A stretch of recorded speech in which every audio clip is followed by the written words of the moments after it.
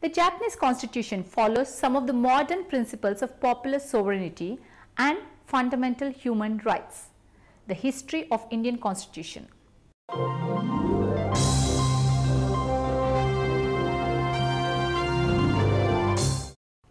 Children, the Constitution of India is the supreme law of India. You would find it interesting to know that it is the longest written constitution in the world with 395 articles and 8 schedules. Dr. Bhimrao Ramji Ambedkar is widely regarded as the father of the Indian Constitution. The Constitution of India came into force on 26 January 1950. You know that we celebrate this day as the Republic Day. The process of the evolution of the Constitution began many decades before 26 January 1950 and is continuing even till today. The Constitution of India was drafted by the Constitution Assembly. The Assembly was to have 389 members. Of these, 296 were to be from British India and 93 from the princely Indian states. Initially, however, the Constituent Assembly that was formed comprised only of members from British India. Elections of these were held in July-August 1946. The aim was to choose representatives from 3 major communities, Hindu, Muslims and Sikhs, as well as those from the general category.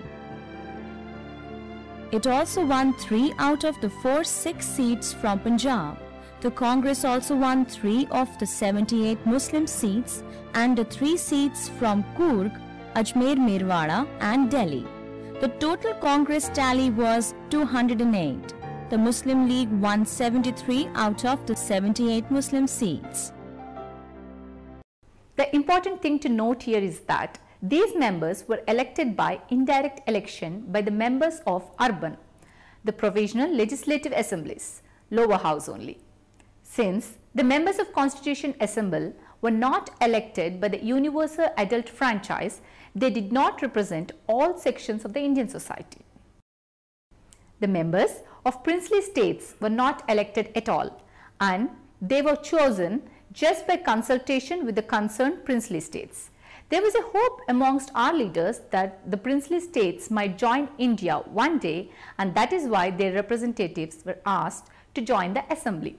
So, though the assembly did not represent all sections of Indian society, but it did try to take care of everybody's interests by advice and suggestions through letters, newspapers and other ways. It took 2 years, 11 months and 17 days to draft and finalize the Constitution of India. The very first meeting of the Indian Constituent Assembly took place in the year 1946 on the 9th of December. 207 members attended the first session.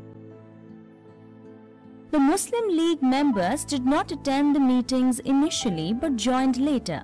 On 11 December, Dr. Rajendra Prasad was elected the permanent chairman, an officer later designated as President of the Assembly.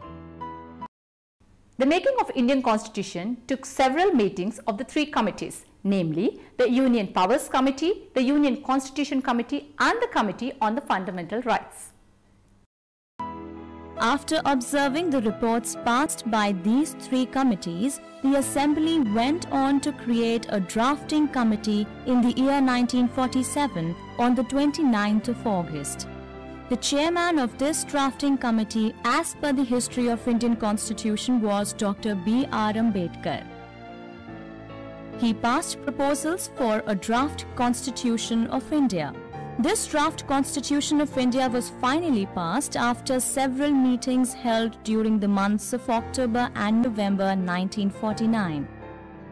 On the 26th of November in the year 1949, the making of Indian Constitution was complete and was successfully passed after the signature of the President of the Assembly. Before we go further, let us compare our Constitution with that of America. Comparison with the American presidential form of Constitution with the proposed parliamentary form of Indian Constitution. The executive is not separated from the legislature. The members of Council of Ministers are the members of legislature. The executive is accountable to the legislature, because of which it is more democratic. In the parliamentary government, one person is head of state while another person is head of government. In such a government, the Prime Minister is most powerful.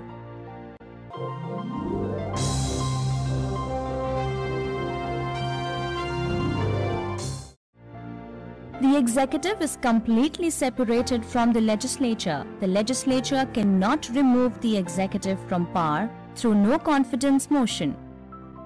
In the presidential government, the same person is head of state as well as head of government. In the presidential system, the president is most powerful. The presidential government is not completely democratic because the executive is not accountable to the legislature.